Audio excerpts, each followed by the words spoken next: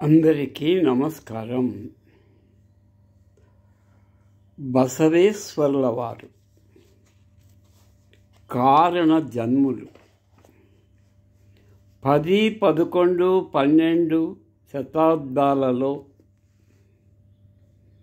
సనాతన వైదిక ధర్మానికి ఒక గడ్డు సమస్య వచ్చింది, చిక్కు సమస్య వచ్చింది. ధర్మం అనేది పలు విధాలుగా పలు రకాల పేర్లతో ఆవిర్భవించడం ప్రారంభమయ్యింది.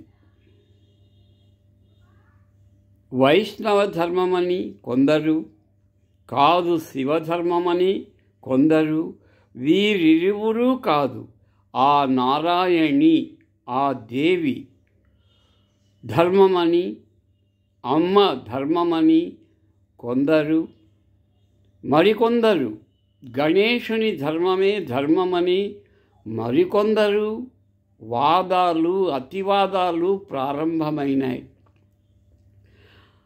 అగ్నికి ఆజ్యం తోడైనట్లుగా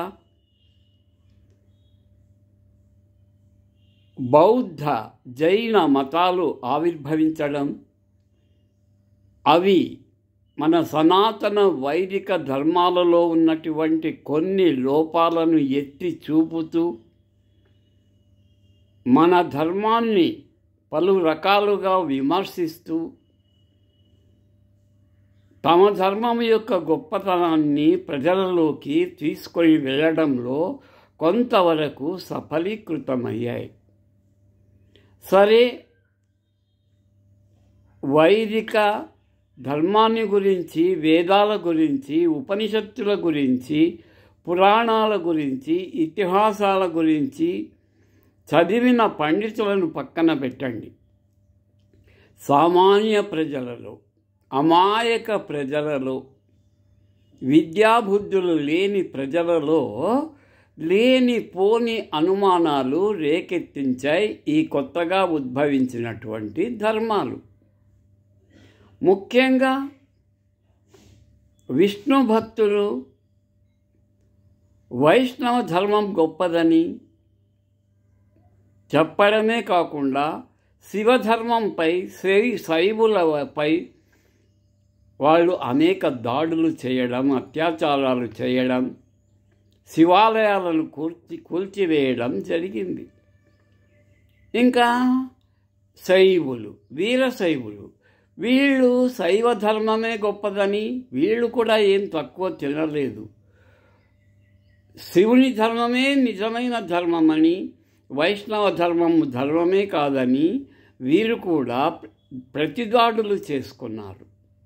వైష్ణవాలయాలని కూల్చి శివాలయాలుగా మార్చారు. ఇలాంటి సంకట స్థితి ఏర్పడింది 10, 11 శతాబ్దాలలో. ఈ యొక్క గడ్డు సమస్య, చిక్కు సమస్య రోజు రోజుకు రాచపుండు వలె ఎక్కువ అవుతూ ఉంది, ప్రభావం ఎక్కువ చూపుతూ ఉంది. ఆ సమయంలో నారదుల వారు కైలాసానికి వెళ్ళి భూలోకంలోని స్థితిగతులను పరమశివునికి, ఆ దేవదేవుని సతీమణి అయినటువంటి పార్వతీదేవికి వివరించాడు. ఒక్క ముక్క పొల్లు పోకుండా జరిగినది జరిగినట్లుగా వివరించేసరికి ఆ పరమశివుడు నందీశుని పిలిచి ఆజ్ఞాపించాడు, నీవు భూమిపై అవతరించవలసిన సమయం వచ్చింది కాబట్టి నీవు వెంటనే భూమిపైన ఆదర్శ దంపతులైనటువంటి బాగేవాడిలో నివసిస్తున్నటువంటి బ్రాహ్మణ కుటుంబంలో జన్మించాలి అని ఆజ్ఞాపించాడు. అదే సమయంలో బాగేవాడిలో బ్రాహ్మణ పుణ్య దంపతులు కుమారుని కోసం వాళ్ళు నందీశ్వర దేవాలయంలో వ్రతం చేస్తూ ఉన్నారు. ఆ రాత్రి అక్కడే నిద్రపోయారు. శివుని ఆజ్ఞ పొందినటువంటి ఆ నందీశుడు వెళ్ళి ఆ తల్లి గర్భములో ప్రవేశించాడు. చూసారా, ఆర్యాంబిక గర్భములో ఆయన ప్రవేశించాడు.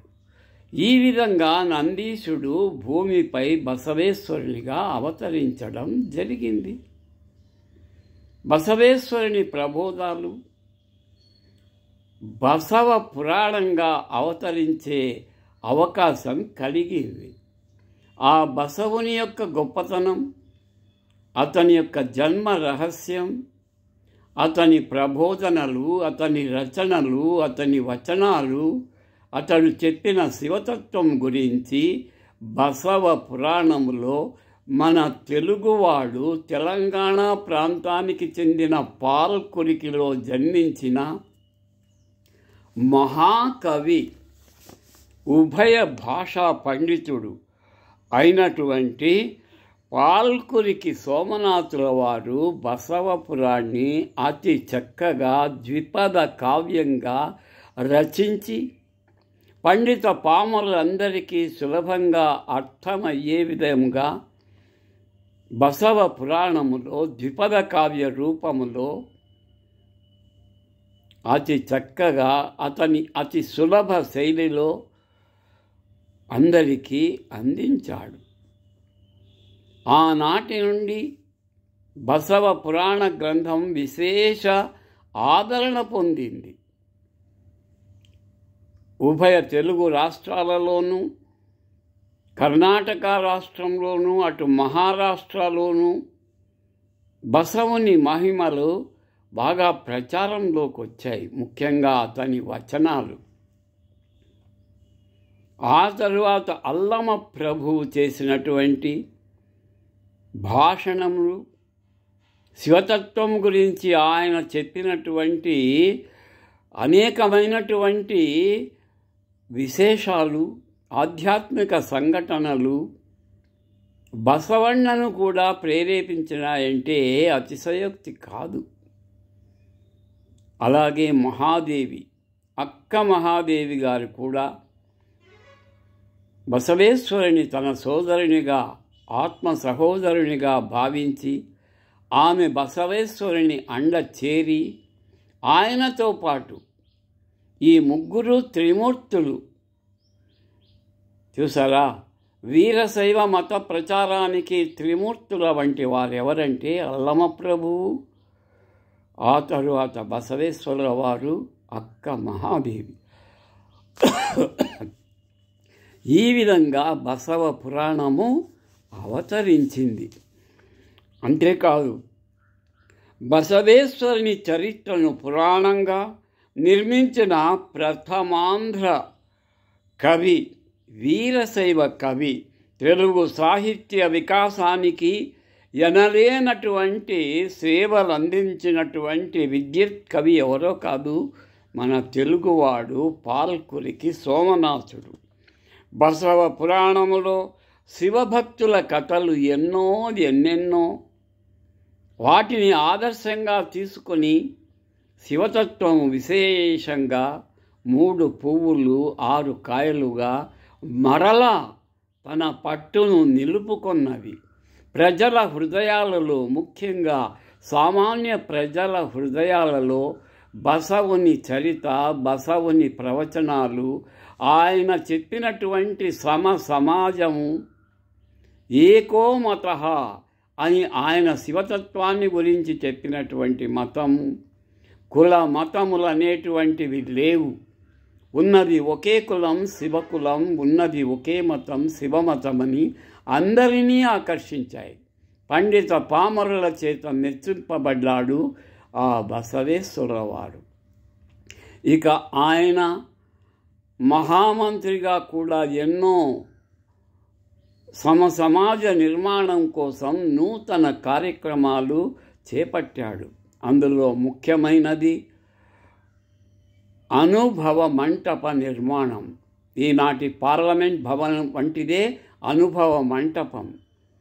అందులో సభ్యులు, పార్లమెంటు సభ్యుల మాదిరి అందులో ఎన్నుకోబడినటువంటి అన్ని వర్గాల నుండి ఎన్నుకోబడినటువంటి మేధావులందరూ సభ్యులు. దాదాపు 700 మంది సభ్యులతో ఆ అనుభవ మంటపం ప్రతిరోజు కొలువు తీరి ఎన్నో సామాజిక పరిష్కారాలను, ఎన్నో సమసమాజ నిర్మాణాలను చేపట్టింది. ప్రజలలో ఉన్నటువంటి అయోమయ పరిస్థితిని గురించి బాగా అవగాహన చేసుకొని వాళ్ళ యొక్క ఆలోచన విధానాలను మార్చి సక్రమమైన మార్గంలో నిలపడానికి ఆ అనుభవ మంటపంలోని నిర్ణయాలు ఎంతో ఉపయోగపడ్డాయి. బసవుని యొక్క వచనాలు, రచనలు, కవితలు, వాటికి తోడు అక్కమహాదేవి రచనలు, కీర్తనలు, ప్రార్థనలు బాగా ప్రచారంలోకి వెళ్ళి మరలా సనాతన ధర్మం అనేది మరలా పట్టు బిగించింది.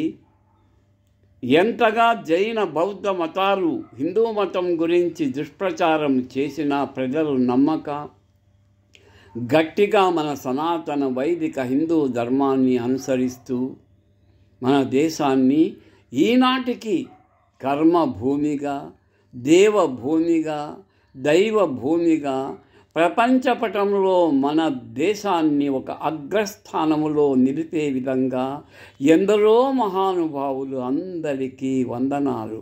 వారందరికీ మరొక్కసారి నమస్కృతులు అర్పిస్తూ ప్రత్యేకంగా ఆది శంకరాచార్యుల వారు, మధ్వాచార్యుల వారు, రామానుజాచార్యుల వారు చేసినటువంటి వారు నడిచిన దారిలో ప్రజలు నడవడం, వారు చెప్పిన మాటలను వేద వాక్కుగా వారు తీసుకోవడం, దైవవాక్కుగా అనుసరించడం హర్షణీయం. శుభం భూయాత్. ఈ 2 మాటలు మధ్యలో ఏమైనా తప్పులు దొర్లి ఉంటే క్షమించాలని అందరినీ కోరుతూ నమస్కారాలతో శుభం పలుకుతూ ఉన్నాను.